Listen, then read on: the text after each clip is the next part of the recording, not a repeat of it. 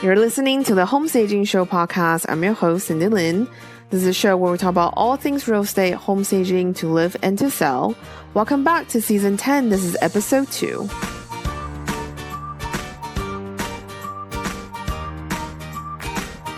This episode is brought to you by socialitevault.com. Are you overwhelmed with the marketing your home staging business? Stop wasting time worrying or wondering if you're doing the right things. From social media to email newsletter that get attention of listing agents, Social Light Vault makes marketing simple and effective. You don't need a huge marketing budget. You don't need a huge audience either. You just need real marketing tools that work and the right sales funnel to deliver new leads, even when you aren't working. The team at Social Light specializes in marketing for home stagers. Get started today by going to socialitevault.com. Hey guys, welcome back to another episode of the Home Staging Show. So today I'm super excited to have Kristy Craig Anderson on our show. She's the owner of Dwell Staging and she's an amazing home stager. I love the way she styles her homes. So Kristy has been reimagining home interiors since the age of 6, when she would deck out her family's small apartment with bed sheets as curtains and paint the shoebox tops as custom artwork. After a long career as an assistant principal and graduating from a master program in business management while decorating on the side, Kristy followed a new dream and started Dwell Staging in 2014, with a goal to bring fresh, contemporary staging to the Tampa Bay area. Since its humble beginning as a sole proprietorship serving a house at a time out of her own garage, Dwell has grown into a 9,000 square feet warehouse with a talented team of 13 who stage hundreds of homes per year. Kristy holds a designer staging professional designation from Transformation School of Home Staging. She's a member of local and national staging association, including HSRA, Reset Pro, and was named top 100 most influential people in real estate staging in 2018. She's also named top 5 stager in the industry by HSRA and a top 10 rising star home stager in the country by RESA in 2016 and 2017. Her work has been featured on HGTV's 90s Daydream Home and Container Homes, in House Trends and Luxury Homes magazine, and in the real estate book From the Top. When not staging, Kristy can be found watching her husband Mark cook, forcing her dog Walter to snuggle, kayaking, and growing her spiritual life. She's guided daily from above by her beautiful mom Bridget, who taught her to leap far and often and trust the universe to catch her. So it's going to be an amazing episode. I really enjoy my talk with Kristy. She's full of knowledge and I just love everything we talk about. So I hope you enjoyed this episode. All right. So hi, Kristy. Thank you so much for coming on the show. Can you share with us a little bit about your background and your company before we get started? Absolutely. So thank you first so much for having me. And my company is Dwell Home Staging. We're based in Tampa Bay, Florida, and we stage Tampa, St. Pete, Sarasota, and Orlando.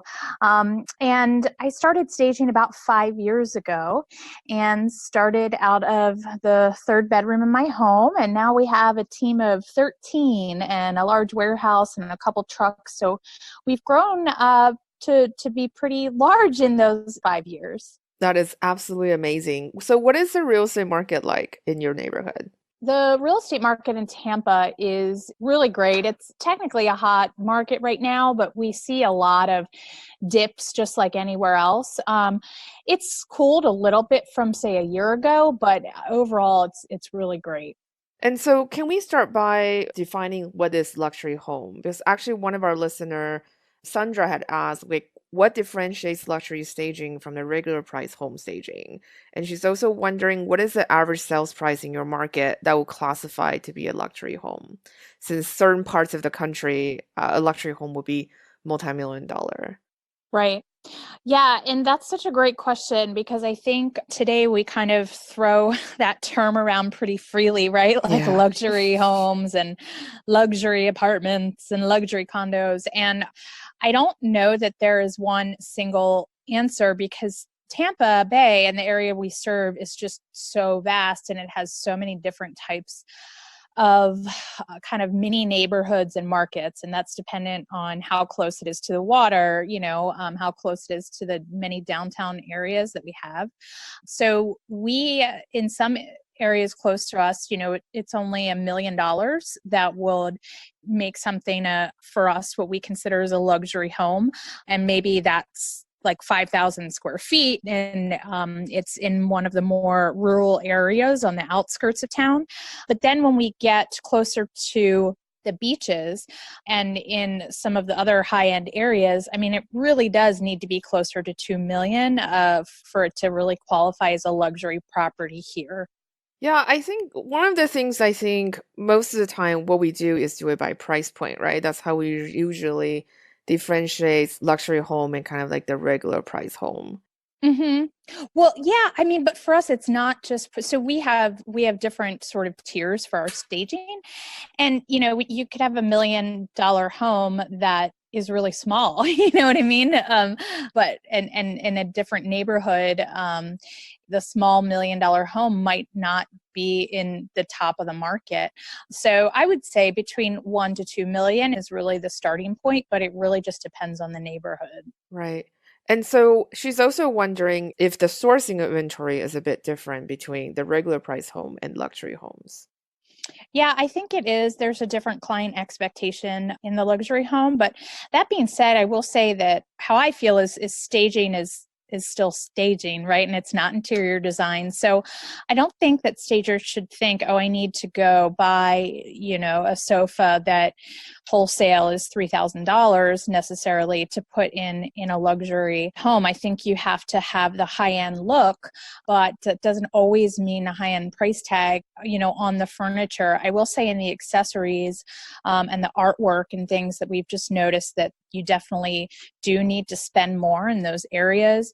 We really do a lot of framed art in our luxuries, or definitely larger scale. The linens and soft goods that we use are higher quality. So I really feel like, not as much in the furniture as in the accessories that you need to spend the extra money for luxuries. Yeah, I totally agree with that. And you mentioned the high end look. So what exactly makes the look high end? Well, I think it depends really on your kind of staging look and the market. In the Tampa market, our buyers aren't as necessarily design savvy sometimes as some in New York or LA or even Miami. So for us, our luxury properties, they like to see a lot of mirrored pieces. They like to see a lot of glam, so in our specific market, that constitutes high end. But, if you go to another market, if you go to New York and you go to some of their multi-million-dollar condos, I mean, mirrored pieces are tacky, right? And, there's certain things that don't necessarily constitute luxury in different markets. So I think that it's really important for any stager to know what their buyers in their specific market are looking for. But I also think it's about layering and making sure, for us, we always make sure that we show livable luxury. So even though it's high end, it's still comfy and cozy and makes you want to kind of curl up and read a book in it, even if it's a multi-million-dollar property. Yeah, I love that term, livable luxury. I think that's a great marketing tool. Thanks. Yeah, we use that one a lot. Yeah. And so how are the clients different when you're working with them, between the luxury and also the regular price homes? The first thing that I had to learn is that, number one, people are people, right? And so I personally was scared of the luxury market and a luxury client prior to getting into it. And I think at the end of the day, we're all human. And so we have to remember that yes, there are differences, but if we kind of lead by just being down to earth, I think that that's always going to get us far. But yeah, luxury clients are different. And the first thing I did was I didn't rebrand for sure when I started to go after luxury, because I didn't want to not continue my bread and butter, which was the small to mid-sized homes. But I did kind of do a sub-brand and created a tagline for some of our luxury marketing materials that was different than our typical tagline. And I think because the luxury clients often, they're just selling a different experience, and I think that sometimes their expectations can be higher. The communication is different. Oftentimes, you're not possibly communicating with them, but maybe a representative for them. And so that's something that's a little bit different. I will say that sometimes I find that luxury clients are not as willing to part with their money as we might think. And sometimes for our mid-level to executive level homes, I have clients that are really willing to spend a higher percentage of the list price than maybe on our luxury homes. I think that's really fascinating. So when you are marketing to the luxury market, obviously your marketing material is a little bit different. Do you find the method of communication is a bit different as well? Like, because sometimes we do presentation, we do like this visual kind of days on market versus the county or whatever. Do you find that with Mm-hmm. higher end clients, they need a little bit more persuasion? Yeah, I mean, I think that visuals are key, especially when we're asking for a lot of money, right? Yeah. Or what can be seen to some as a lot of money. And sometimes I'll do design boards for luxury clients if that is going to make them more at ease with the product that they're getting, similar to like a mood board. And I don't spend a ton of time on it, but that's a great tool that I've used in the past just to really kind of set the expectation for them, because you want to develop that trust with them and you hope that they trust that you're going to make all the right decisions, but sometimes when they're spending a lot more money, you just really have to visually tell that story for them with a design board that's just going to give them a feel for what the home will look like.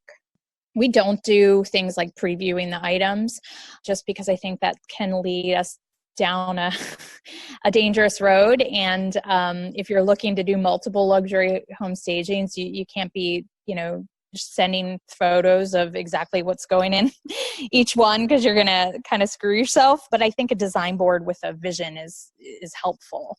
So at what point in your business did you decide to shift into luxury staging? Um, I think as soon as someone was willing to hire me. No, That's uh, great. yeah, no, I think I had an opportunity to stage a luxury home, and I just basically said it's now or never. I hadn't been actively seeking that market, because again, I had this fear that I wasn't going to be able to handle it, or I wasn't fancy enough, and then one came my way, and it was actually because they had gotten staging from another company that they were really, really, really unhappy with. And so they came to us, and we just milked that first one for all it was worth. Of course, we got professional photos. We, had a videographer come out and do some promotional stuff, and really used that to further catapult our brand as far as luxury. And then from there, we just continued to get more. Yeah, and I think a lot of it is mindset also, right? Because you probably didn't think you were ready, but the opportunity came along, you grab onto it, and then you Yeah. realize you actually, wow, I actually can do this, and this is great, and then we want to do more of this. Yeah, and you're never ready, right? I mean, like, we're never ready for any of this. Like I've Yeah. never been ready for anything that I've done, like as a business owner. I had a mentor tell me, like, when you're 80%, when you feel around 80%, you're good, and so like, do I feel 80% ready? Sometimes it's like 50% ready, but I think you just have to do it. And I told myself that I wasn't there's a lot of other factors that can hold us back in this industry, whether it be, finances or competition or, a million different things. And so I wasn't going to allow me and my fear hold me back when there was plenty of other things out there that could hold me back instead. So Yeah, I think you just have to do it. That's great. I love that attitude. I think that is really the can-do attitude that makes a difference in your business and how successful you are today. Thank you. Yeah, and we have a listener question from Kayla. She's wondering, how did you prepare yourself for the luxury home market, or was it kind of a natural progression for you? Research is a big thing. And I think for me, I got the first job and then used that and then kind of garnered what I could from that into what areas I needed to really, really work on. But refining the branding was a big one to prepare for that, understanding the different inventory that's needed. The biggest way I can say to prepare, not just for luxury, but really for any successful staging endeavor, is you just go to websites of staging companies that you admire and you do what they're doing, you know? So I did that when I initially built my website. I was like, hey, I'm kind of small potatoes. I've only staged 3 homes, but what are these people doing that have staged 500 homes? And let me, present myself in that way. And I think it's the same thing with luxury. So you have to get great photos, you have to get video, and you really have to put that out there and lead with that. And beg, borrow, and steal from everybody else's ideas. Isn't that kind of what we all do? I mean, not their exact ideas, but when you see a way someone does something that you emulate, it's okay to be inspired by that. Yeah, and I think a lot of things too, people feel intimidated in the luxury market. They feel like they have to have a very strong design background. So did you have a design background, or it just kind of you kind of learn it all by yourself? No, I didn't have a formal design background. I had done decorating on the side for a long time in my other career before I started staging. And I also, I did a lot of like set design and stuff. So in that sense, I had some, but I didn't have any formal training, and I think that's okay, but our staging manager is a trained interior designer, so I think that's okay too, and we both bring a different perspective to the designing of our luxury stages. But I think designing and staging are very different, and this is really about marketing, and the same concepts that apply for a 1,500 square foot home apply for a 10,000 square foot home. It's just on a different scale, so once you get those staging and interior marketing basics and principles and kind of through lines, you just apply them on a bigger scale using more money, and it truly really parallels. So I think that's what some people don't realize. And the bottom line is the first few luxury homes that you stage are probably parts of it going to look like crap, and, and then you learn from that and you're like, oh, this is what I got wrong here. And, oh, I can't use like an open console in this huge room. I've really got to use like a chunky piece, but we have to be willing to make those mistakes in order to learn if we want to be able to really truly use that as a business offering. Right. So what are some of the lessons you have learned staging luxury homes? Well, scale was a big one. The furniture has to be typically bigger. The homes are typically bigger. That was a big one. If I ever, if we think like, hey, is this going to be too small? The answer is probably yes. Another thing that I've learned, is that neutral colors tend to oftentimes look more expensive. I know that that's kind of random, but when in doubt, go with a little more neutral palette. And and I've learned a lot about just communicating with luxury clients that have a different set of expectations, and I've learned a lot about not taking things personally. you Good. know um because everybody has opinions, and people especially have opinions when they're spending $10,000, and that's okay. And I can hear out those opinions, and not it's not a personal vendetta against me or my art or my stager's art. And so those are all things that I've learned. Right. So when you say a different set of expectation, what do you mean by that? Well, I think that there's definitely a certain look that luxury clients are looking for. I also think that a lot of it is about education on our part, because there are oftentimes clients that will think that we are interior designers, right? And we're not. And so you have to be confident on the front end of really outlining the difference between what they might have experienced with an interior designer that they might have hired for their own home, or and what they are getting with a staging experience. And so I think that that is definitely something to think about. There's also different expectations. You really have to over communicate, I think. I think that you cannot communicate enough about the logistics and times and property access and how you're going to get into the property and when the photographer is going to be there. I think that in my experience, mishaps in those types of things are typically better received if it's maybe a $300,000 home than it is in a larger home. So I think your whole process needs to be pretty fine-tuned from start to finish. So you're appearing really professional in every step of the process. Right. I do think with higher price point homes, they do expect more of a white glove service where everything Mm-hmm. is really well done, and then you're kind of two steps ahead of them and they don't really have to worry about anything. Yes.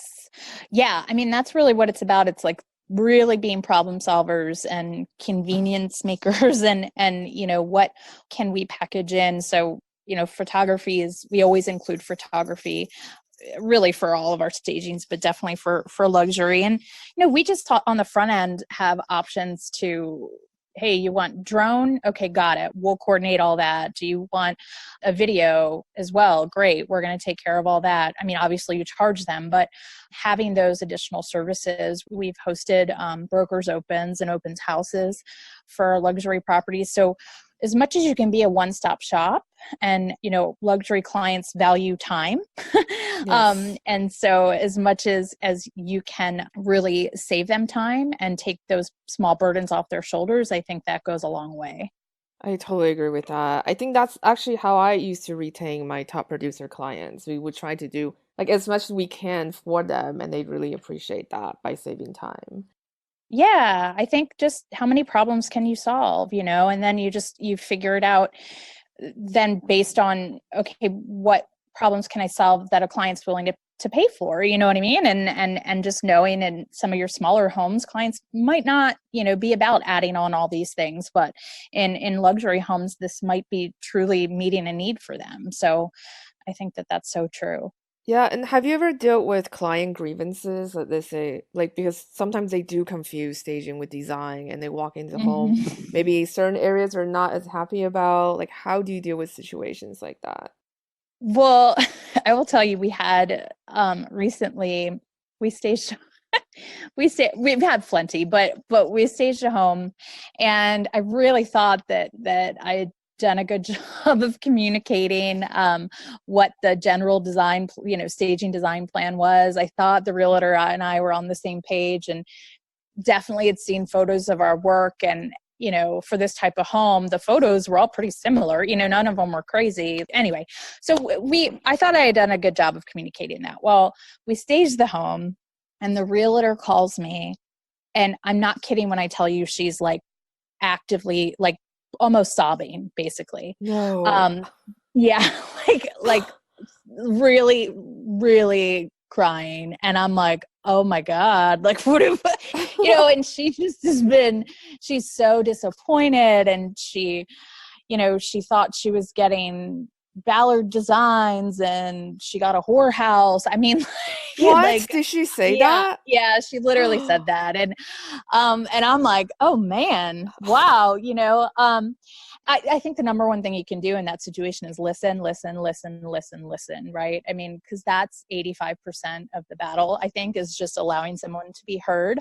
And you have to show compassion and understanding, but also your boundaries, So for that stage, I said, okay, here's what we're willing and able to change, and here's what I can get you pricing for.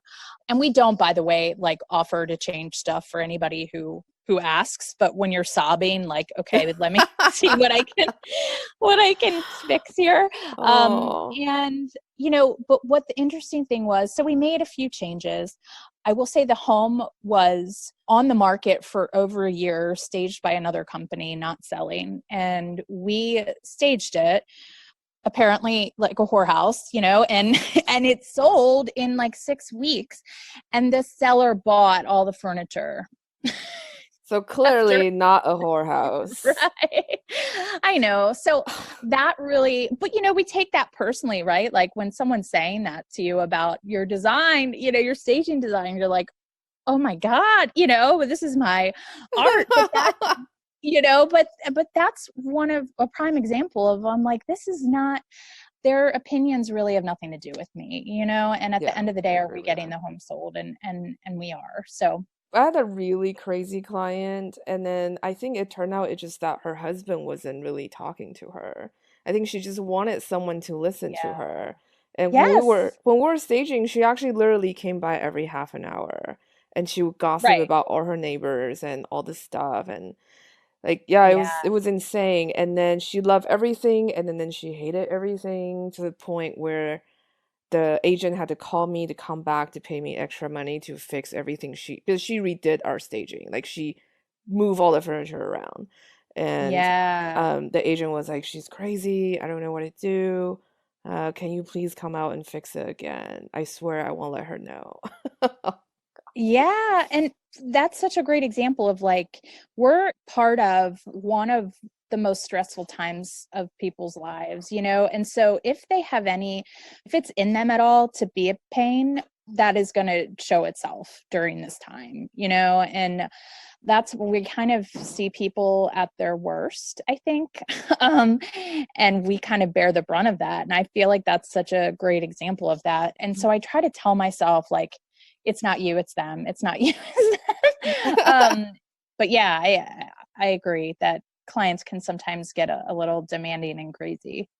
Yeah, and I find with higher price point, usually clients can be. And also they're used to, I think, people catering to them. So Right. sometimes they get a little colorful in the language.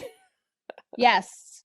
Yeah. And, one of the things that like I like to do from the beginning, like whenever I first start a relationship with a luxury client, is like absolutely be myself and absolutely try to have real conversations with them. Cause that's what I've learned. Like when we can get to the heart of a person from the beginning and just try to really talk to each other like human to human and not have these crazy pretenses like, oh, let me try to act like what I think this person wants me to be.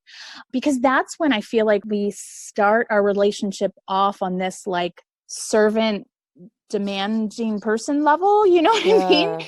And I just think it's so important to have like a real, as much as you can, like a real kind of authentic relationship from the beginning. And that's when I start to be like, okay, this really is just a person. Yeah, he's kind of an ass. He's running 8 businesses. Like, how can I solve a problem for him, but also just talk to each other like normal, And I don't know if I'm explaining that correctly, but that's just gotten me so far in building relationships that are based on like authenticity and not being so fancy and saying what you want me to say. Well, I'm really glad you point that out because I think that's something people don't really talk about in real estate, actually. But at the end of the Yeah. day, it is a people industry. Like you do business with people. You Yeah. know, whatever they say about technology or there's virtual staging, I don't really think it's ever going to replace having a real person like working in someone's home Yeah. and working together as a team to get this house sold. Yeah.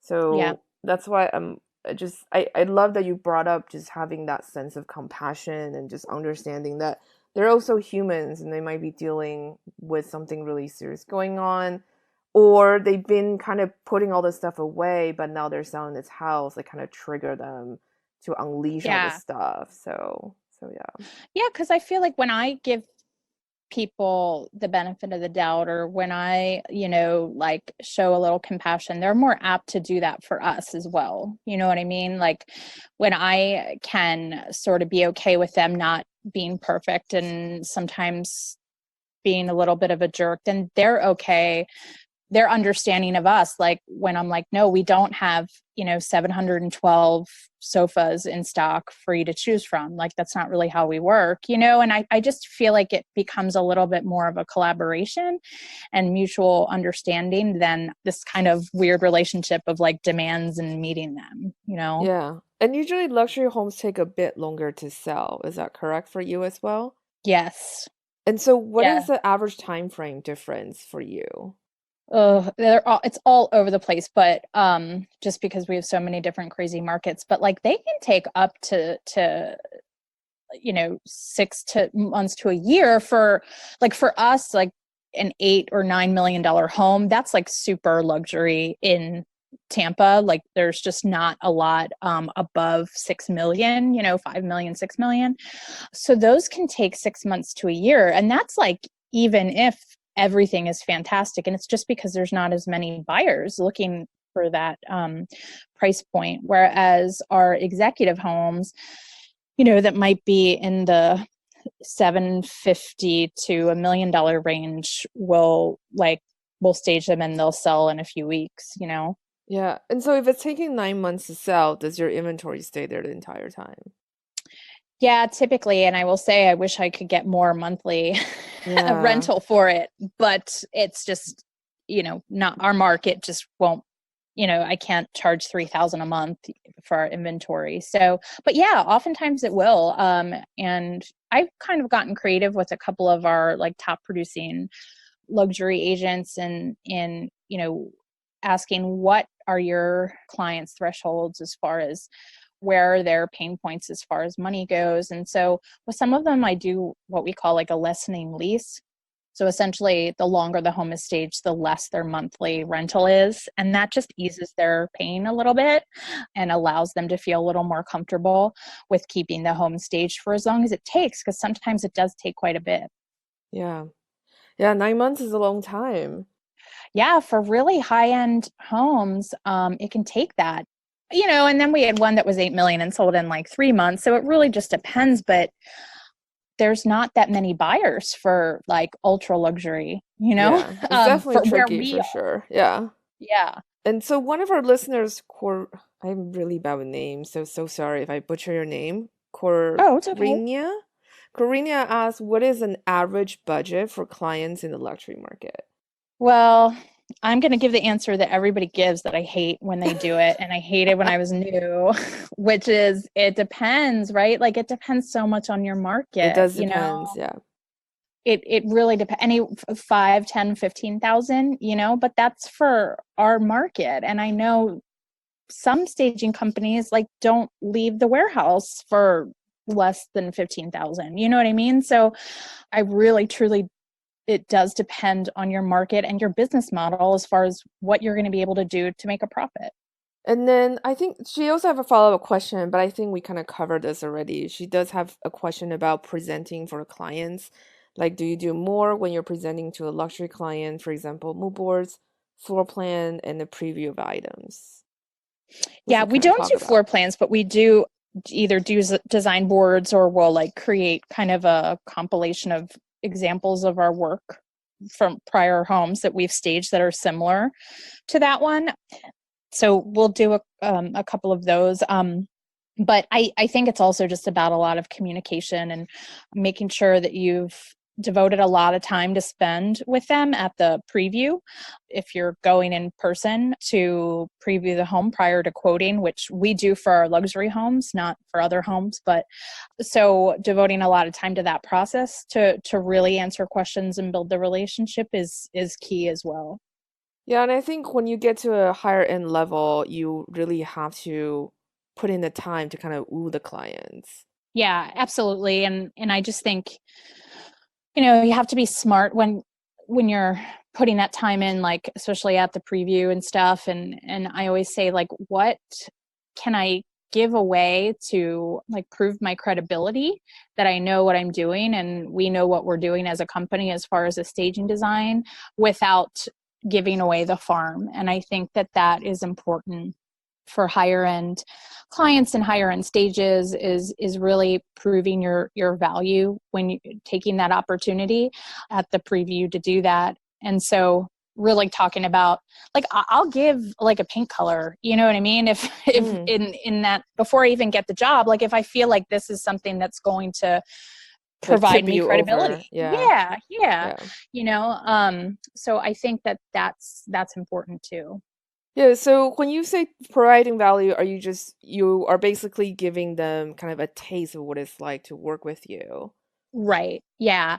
I'm not going to go through and tell them exactly what we would do in every single room. So just so that they can take that and go to a cheaper stager and ask them to do it. You know what I mean? But I might in a few key rooms be like, hey, this is really what I'm seeing. I'm thinking, cream colored sofas to play off the dark accent wall here. And this is why. And, talking about the light that's coming into the room and how we're going to play off of that and where we can use mirrors and for what reason.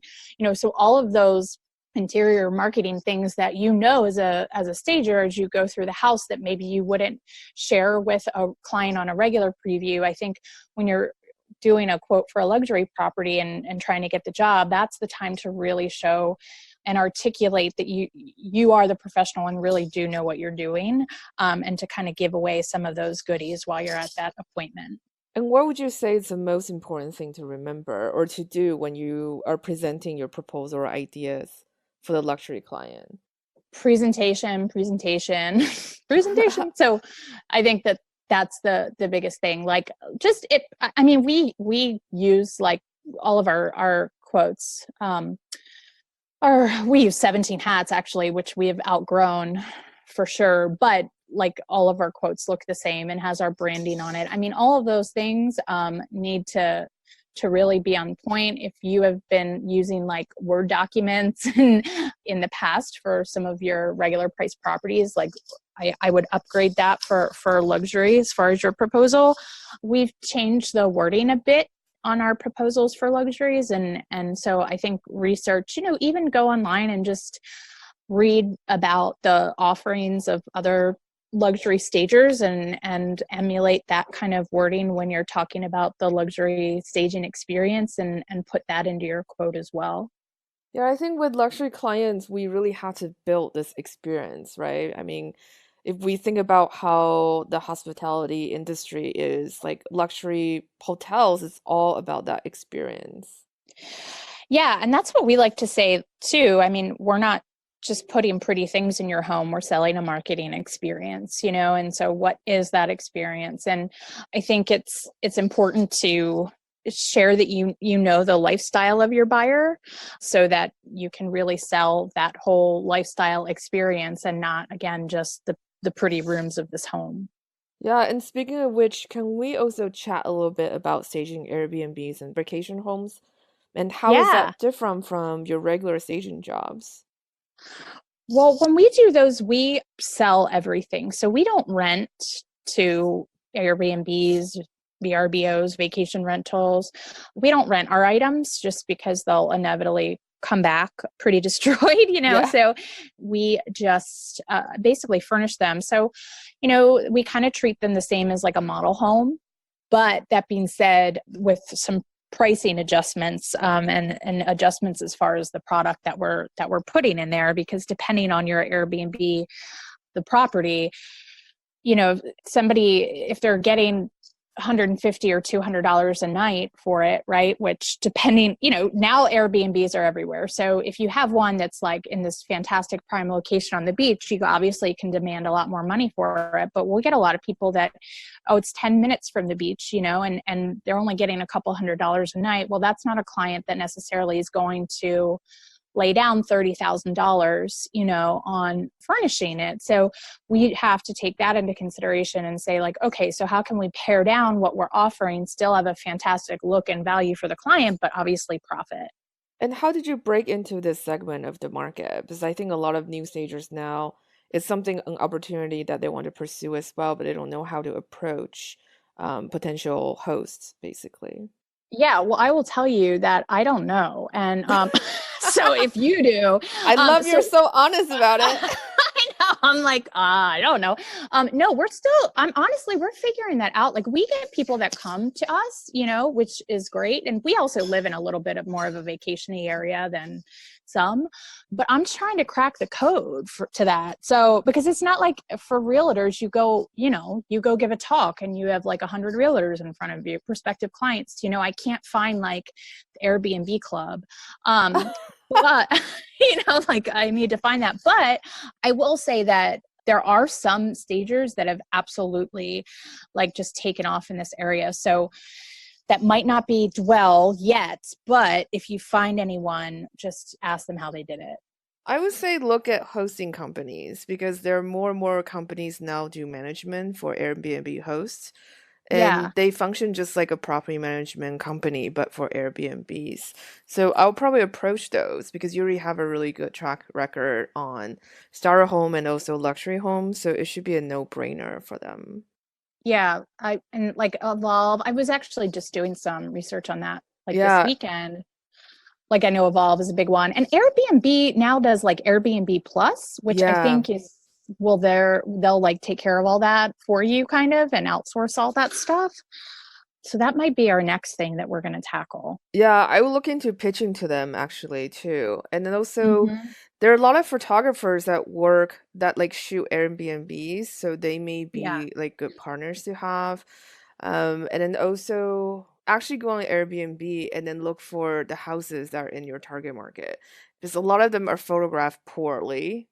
And Oh yeah. because you offer photography. So I feel like you can just be like, hey, how would you like because we can offer you photography and also a little bit styling and then make it like a package deal to pitch the host directly. And that might be a Yeah. really good way for you to build your portfolio. Yeah. What we're trying to determine right now is like, we're really just assessing like, hey, what's our profit margin on these? You know what I mean? And like, what can it be? Because I was just on a bunch of websites like that hosts go to, that kind of ask each other questions and just kind of looking to see what they were telling each other about what the expectation is, like how much is it going to cost to furnish my 3-bedroom Airbnb. And over and over, I heard $5,000 max, and I'm like, what?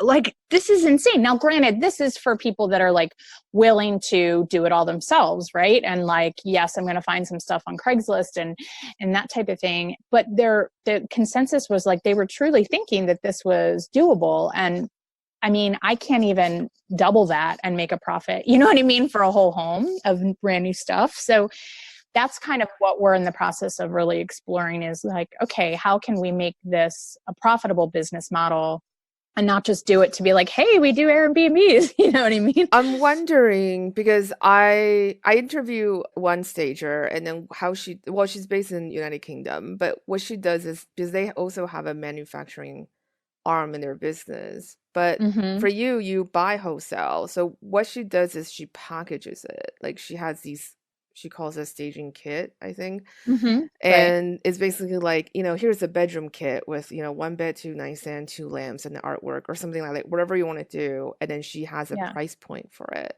So I think for Airbnb hosts, maybe you just try out to offer packages of furniture and you just make money on the sale and then see if you can upsell them on the styling aspect of it.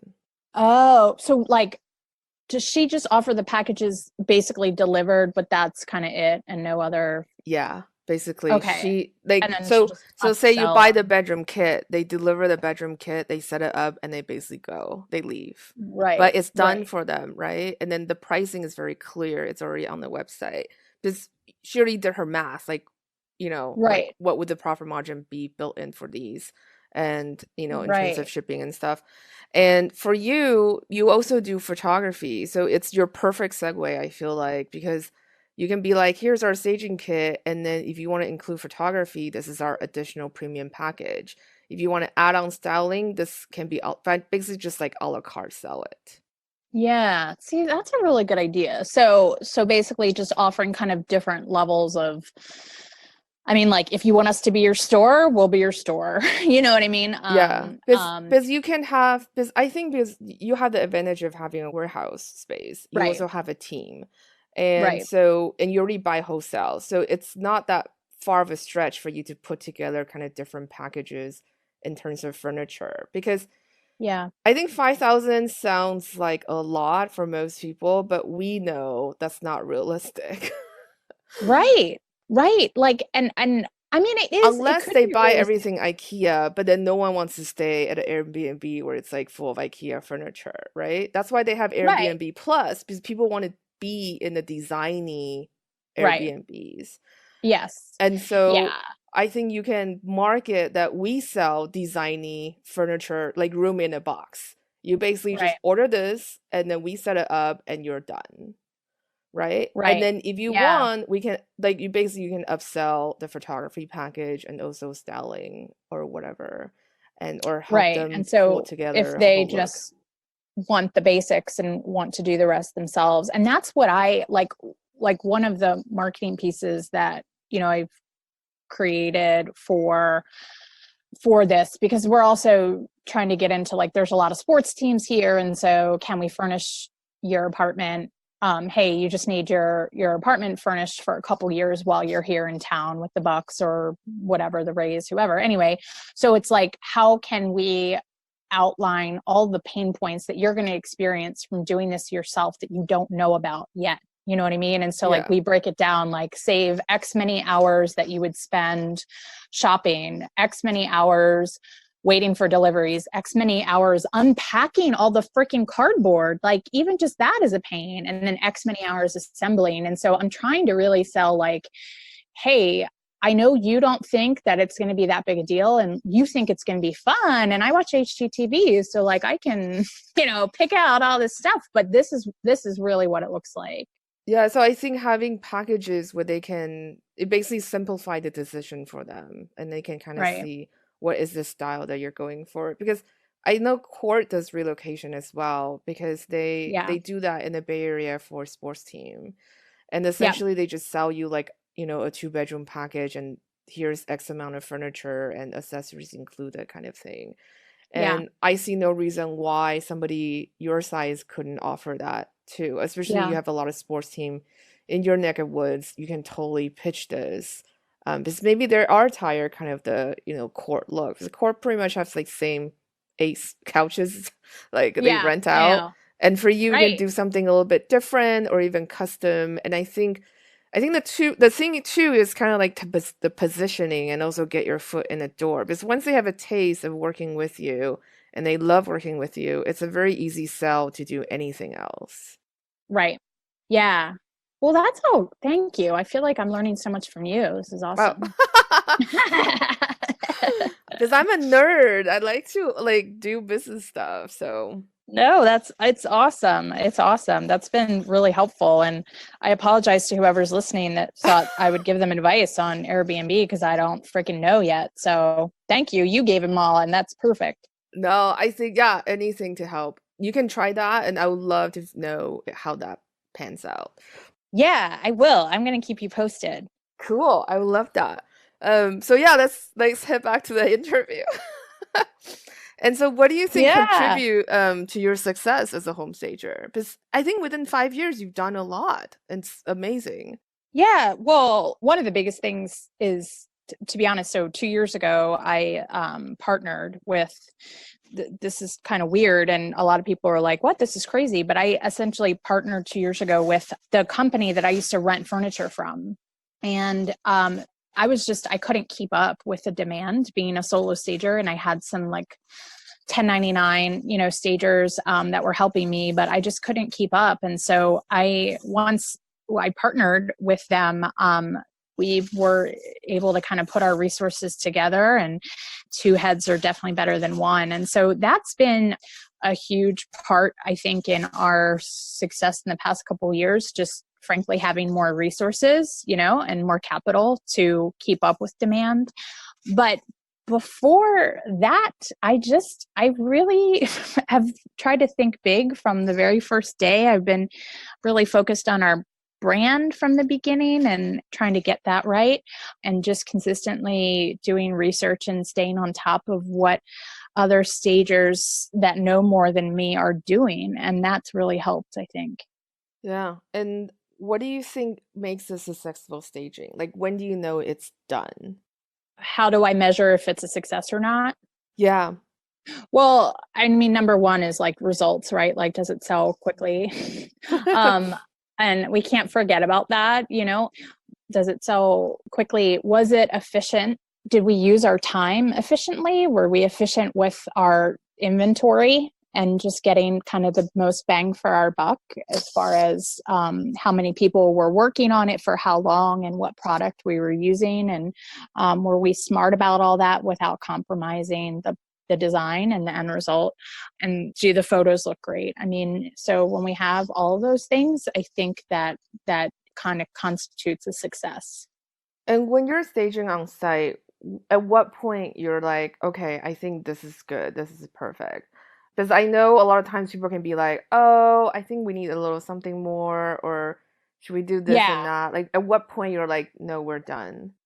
Well, I will tell you that my stagers would tell me, like, oh my God, never. She would stay there all day. Like, if I didn't have to think like a business owner, I would stay there like all day and be like, move the pillow 2 more inches. But I have to remind myself, like, time is money, And so I think that you really have to start thinking that way.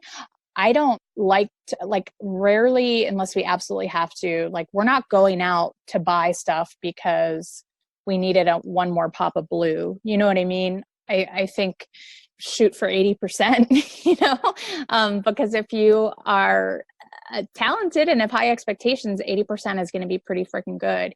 And so that's kind of the new measure that I've tried to implement. I think that's great. I think, yeah, because at some point we have to leave, especially if you do Right. kind of a flat, pricing rate. That's the thing, is that every minute you're on that house, you are basically losing money because it's a Yeah. flat rate. So you really have to be as efficient as possible. Yeah, and I think that also takes time. And in the beginning, I mean, I used to hear about staging companies when I started that staged a house in, 2 hours, and I would be like, "What? That's impossible." And now we're staging houses in 2 hours quite often. And so I think with time, with experience, you learn more, you can do it more quickly, but you also trust yourself more, which is key. And I think sometimes we can spend a lot of time. I still do this, like second guessing our decisions, like, oh, is this right? And so I think we have to trust our instincts and trust that we know what we're doing. And then also, one other thing that I do all the time, and I train my stagers to do, is if you're like pillows are a thing for me, man. I could like rearrange the pillows 87 times, but like if I'm standing there at the sofa and I did the pillows and I'm like, I don't know, which one goes where, whatever, or whatever it is, I just walk away. I go finish another room, or I go help somebody in another room. And then if it's still bothering me 15 minutes later, then maybe I'll adjust it. But usually once I walk away, I'm like, oh, it's fine. That's very cool. And so, in your opinion, how can home sellers and agents maximize the value of a stage home? Oh gosh, photography and marketing. I mean, we offer photography with most of our packages now, but there's nothing more sad that when somebody invests in staging and then they do like A cell phone iPhone photo. photo. Yeah, yeah, it's the worst.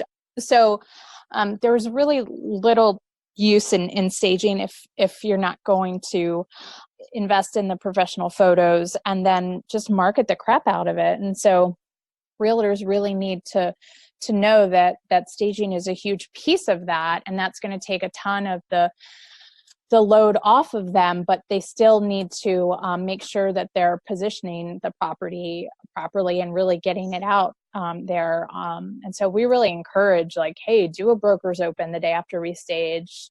If you're not an open house person, when you stage a home, become an open house person, at least for this property. And so that's really how I think that they need to squeeze every ounce of value out of home staging.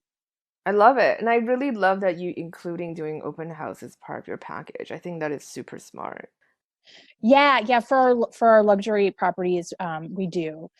So we'll host that, and I mean we do it. We typically it has to be a broker's open because that's where we're going to build, relationships. But absolutely, and that's worth the investment on our end to help do that.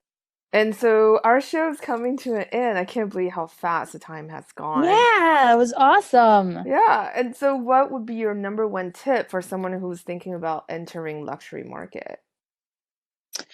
Research, do your homework, find the stagers that you want to be and emulate that. That's my biggest suggestion. All right. Thank you so much. Oh my God, You're you were welcome. amazing. Yeah, that was a blast. Well, thank you so much. This episode is brought to you by socialitevault.com. Are you overwhelmed with the marketing your home staging business? Stop wasting time worrying or wondering if you're doing the right things. From social media to email newsletter that get attention of listing agents, Social Light Vault makes marketing simple and effective. You don't need a huge marketing budget. You don't need a huge audience either. You just need real marketing tools that work and the right sales funnel to deliver new leads, even when you aren't working. The team at Social Light specializes in marketing for home stagers. Get started today by going to socialitevault.com. So that's it for today's show. Thank you so much for listening. If you want to help and support the show, there are 3 ways to do so. You can leave a review and rating on iTunes. You can share the show on social media, or you can donate to support the maintaining costs for the podcast. You can make a donation through the show notes or on the sidebar of our site. If you haven't left a review on iTunes, please do so. This will help us grow the show and book more guests.